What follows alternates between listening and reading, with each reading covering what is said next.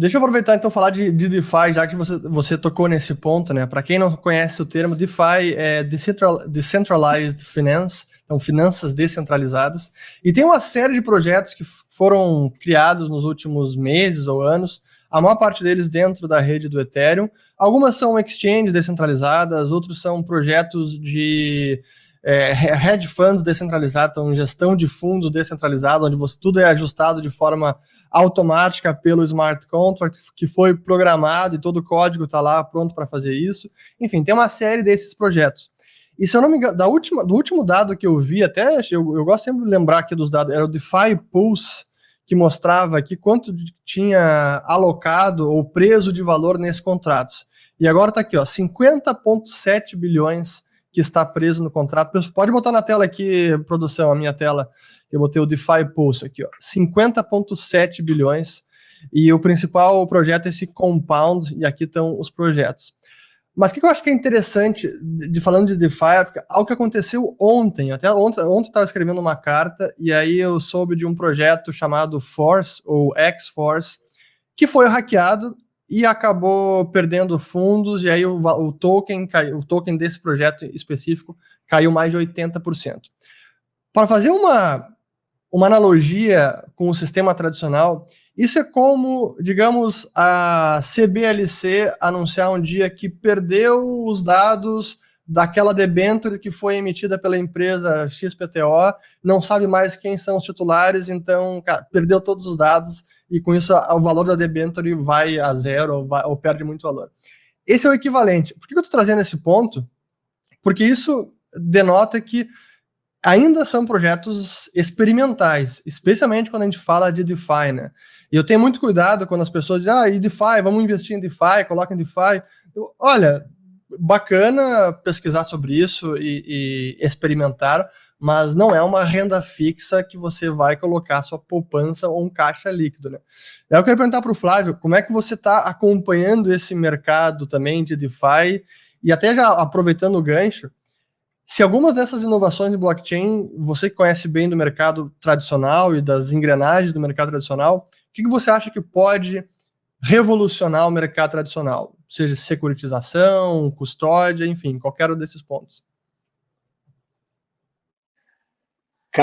Nossa, me dá uma pergunta mais... Vamos lá. Essa pergunta aí não é fácil, não, cara. Então, vamos à primeira do DeFi. Não, foi interessante. Ainda bem que você está me perguntando hoje, que você me perguntasse na quinta, eu não ia te falar, porque na quinta-feira eu falei de NFTs com o CEO da Povo, e eu falei para ele, preciso aprender mais sobre isso. Ele falou, cara, compra uma arte aí que você vai aprender, né? A gente estava falando sobre autoglyphs, e aí eu fiz todo o processo de comprar a NFT. Para quem está escutando, se você quiser aprender, realmente é um MBA, cara, não tem jeito melhor do que não ver vídeo no YouTube. Compra qualquer coisa que você encontrar, porque é impressionante o processo que você passa, o aprendizado, e as impressões que ficaram em mim foram muito interessantes. Tá? Primeiro que a gente falou sobre isso, para você sair do mercado fiat, que é de dinheiro, reais ou dólares, e conseguir entrar na criptomoeda, a ineficiência do sistema é absurda e irritante. Assim, eu levei 3 dias para conseguir comprar as criptomoedas, depois que eu tinha as criptomoedas, eu levei 2 segundos para fazer a transação. Então, assim, a eficiência é absurda, eu acho que concordo totalmente com o Sabia, eu acho que se a gente vier a passar por um momento onde você tem preocupação em se tem algum valor a tua moeda, eu acho que certamente a procura vai explodir. Porque é realmente assim, sabe? O primeiro que o banco não quer mandar a corretora, aí você tem que ligar, é aquele baita drama, aí quando chega na corretora, a corretora tem um risco de você não estar dando dinheiro, 60 documentos, aí demora, aí tem vídeo, tem foto, enfim, é uma experiência frustrante.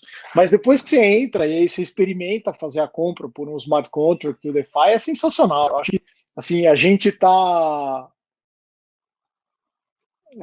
é um feto aí, não começou nem a ver as primeiras aplicações que vão acontecer, tem muita coisa legal. A gente estava vendo um negócio sobre flash loans, né, Samira? Você deve ter ouvido falar sobre isso. Isso é muito legal também. Puta, a gente. Só que eu acho que antes da gente conseguir ter um processo de criar estratégias para operar o mercado, a gente tem um processo para abrir a cabeça. Porque assim, é tão maluco o negócio que tá. Tem tanta coisa nova e tão diferente. E a sensação que eu tive é que eu estava entrando num mundo tipo Star Wars, assim. tem um relógio paralelo acontecendo, e que se você não entrar para ver, você realmente não percebe. Você passa longe e fala, cara, é uma meia dúzia de cara lá que tá brincando com isso, mas na verdade é que tem um mundo acontecendo lá na nossa frente e você tá perdendo. Então, eu deixo super a recomendação de quem puder fazer esse experimento. Não respondi tua pergunta, acho que eu dei uma boa saboreada. Não, mas eu acho que é bacana você, assim, realmente a pergunta sobre o que pode ser aplicado para o mercado financeiro não é fácil. E eu mesmo tenho essa dúvida, essa inquietação, porque eu lembro que muito se falava lá em 2017, 2018, vamos tokenizar tudo, vamos tokenizar ações, tokenizar títulos de dívida, imóveis, etc. E na prática não tem tanta coisa assim sendo feito com isso ainda. Então, até nesse sentido a minha pergunta. Mas eu concordo plenamente com você que é importante testar, usar, porque realmente que você percebe, cara, isso aqui é transformador, ou pelo menos tem o potencial de ser transformador. E eu mesmo sofro disso, às vezes acabo sendo até preconceituoso com alguns outros projetos, porque eu acabei focando mais até no Bitcoin do que em outros, e quando a gente percebe tudo que está acontecendo, cara, talvez tenha coisa ali que dê frutos que a gente nem consiga imaginar. Então, aproveitando esse gancho, Samir, até se quiser falar de flash loans e outras aplicações que você está vendo serem testadas, à vontade. Tá. Eu acho que essa pergunta interessante é o que isso vai mudar, né, no mercado financeiro tradicional, né, esse DeFi, né, essa infraestrutura. Então, primeiro, assim, é importante dizer que ainda está nascendo, assim, ainda está no nível experimental, tá? Então, realmente, assim, quem tá olhando isso como investimento, toma cuidado. A maioria dos protocolos ainda são experimentos ali de uma ou duas pessoas, né, que estão colaborando. A gente até aqui na Restante, a gente acompanha bastante esse mercado, a gente estuda bem de perto, e tem alguns protocolos que têm evoluído bastante, tá? Então, eu acho que eles são bastante promissores, mas ainda é experimental, tá? Então, acho que é fascinante você entrar nesse mundo experimental, usa como um hobby mesmo, assim, pega um pouquinho ali e vai testando, porque você vai ter um gostinho do que é o futuro, né? E aí eu acho que cai nessa questão, o que isso muda no mercado financeiro tradicional? Eu, assim, trabalhei muito tempo com infraestrutura de mercado, né, e sou fascinado com a história das infraestruturas de mercado, do mercado financeiro como um todo.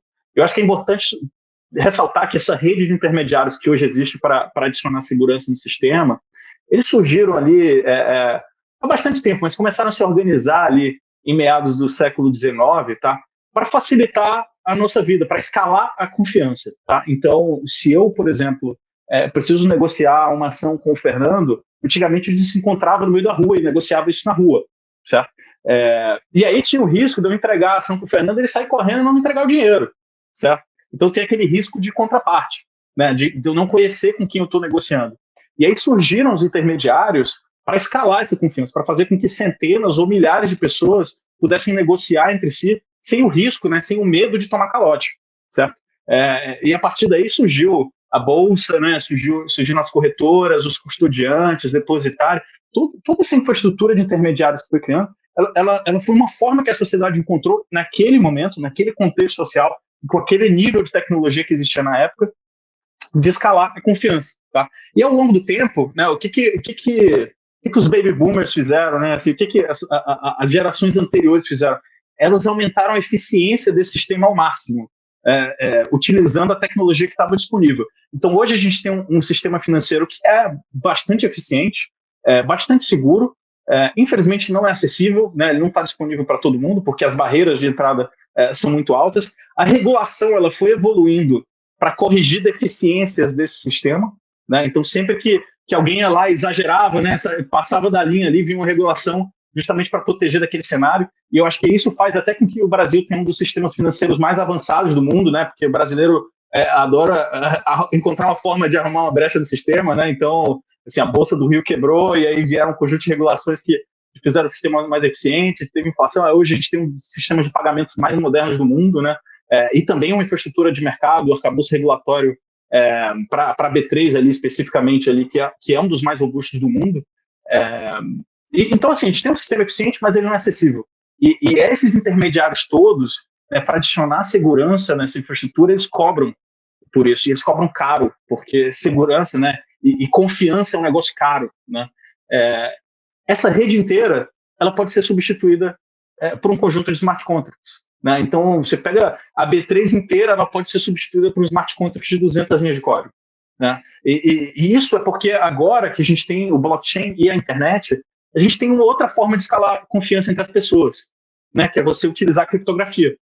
Então, isso é disruptivo, assim, isso é transformador. É muito difícil fazer um comunicar com o outro, né? Isso vai ser um movimento, de novo, gradual, e então, de repente, que o sistema financeiro tradicional vai começar a absorver isso. A gente já tem visto pela borda, ali, pelos meios de pagamento, né? PayPal, Visa, Master, né? Já estão começando a entrar nesse mundo, até que eles vão ser a mesma coisa, e isso vai penetrar as outras infraestruturas de mercado. Aí você falou de tokenização, né, de ativos.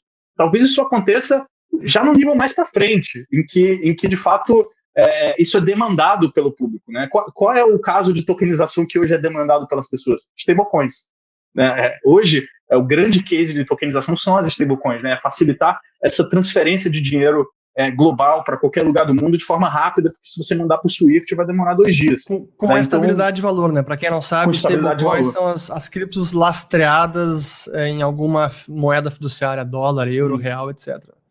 Exatamente. Então, assim, se eu fosse chutar, eu imagino que em 10, 20 anos vai acontecer, o sistema financeiro tradicional ele vai se mesclar com esse DeFi, até que não vai ter mais DeFi e CeFi, é tudo finanças, entendeu? Ele vai estar rodando dentro do blockchain, mais ou menos como aconteceu com a internet e as empresas de mídia. Sim. Né? Então, antigamente, caraca, quem imaginava que a gente ia viver sem jornal físico, né, de papel, revista? Caramba, como é que eu vou viver sem minha assinatura de revista ali chegando semanalmente na minha casa? Não faz sentido.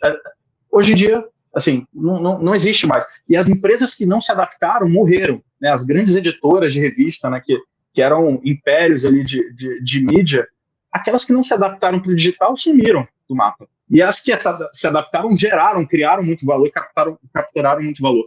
Então, acho que esse nível de transformação vai acontecer no mercado financeiro, talvez mais lento, né? Se por um lado, né, a tecnologia faz com que as coisas evoluam mais rápido, por outro é um ambiente extremamente regulado, né, uma indústria extremamente regulada. Então talvez seja mais lento do que o que aconteceu com a indústria de mídia e a internet, mas eu acho que é um caminho sem volta, é muito mais eficiente.